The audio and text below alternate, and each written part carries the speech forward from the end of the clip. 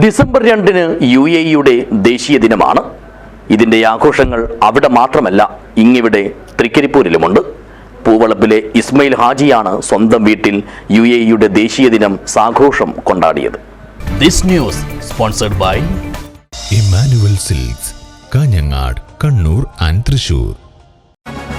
UAE എന്ന ഏകീകൃത രാഷ്ട്രം രൂപപ്പെട്ടതിന്റെ സ്മരണകൾ ഇരമ്പുമ്പോൾ അതിന്റെ ആഘോഷങ്ങൾ അങ്ങ് UAE-യിൽ മാത്രമല്ല, ഇവിടെ തൃക്കരിപ്പൂരിലുമുണ്ട്.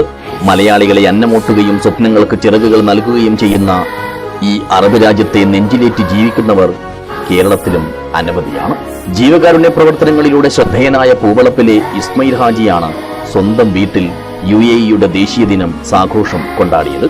യുണൈറ്റഡ് അറബ് എമിറേറ്റ്സിന്റെ പതാകയിലെ ചതുർവർണ്ണങ്ങൾ കൊണ്ട് വീടും പരിസരവും അലങ്കരിച്ച ഇദ്ദേഹം വന്നവർക്കെല്ലാം മധുര പലഹാരങ്ങളും ഭക്ഷണവും ഒരുക്കി.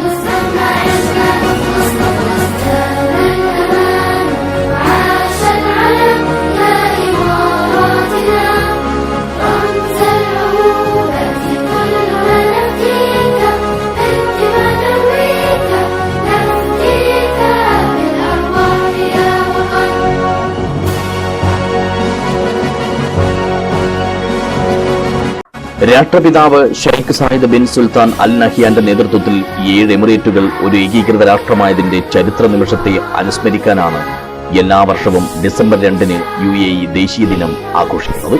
ഏതാണ്ട് 200-ലധികം രാജ്യക്കാർ അധിവസിക്കുന്ന UAE-യിലെ ഏറ്റവും വലിയ പ്രവാസി സമൂഹവും മലയാളികൾ തന്നെയാണ്.